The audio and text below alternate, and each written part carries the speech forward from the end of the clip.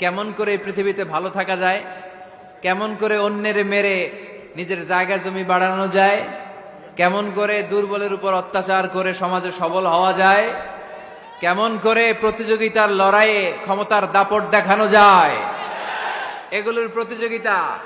কেমন করে পেঁয়াজের দাম বাড়িয়ে দিয়ে খেটে খাওয়া মেহনতি মানুষের কষ্ট বাড়ানো যায়, কেমন করে দেশের সাধারণ জনগণের মধ্যে গুজব ছড়িয়ে দেয়া যায়, এগুলোর প্রতিযোগিতা, যাতে মানুষের কষ্ট হয়, যাতে আল্লাহ লানত তার উপর আসে। কিন্তু মুমিনরা কখনো এ ধরনের প্রতিযোগিতায় নামতে পারে। মুমিনরা যাবে ডানে না বায়ে? সবাই বলেন। ডানে আছে ক্ষমা আর জান্নাত। ডানে আছে কি? আর উত্তর দিতে হবে আমার প্রশ্নের। ডানে আছে কি? আর দুইটা জিনিস আছে। এক নম্বরে ক্ষমা, দুই নম্বরে আওয়াজ করে বলেন। এক নম্বরে, দুই নম্বরে।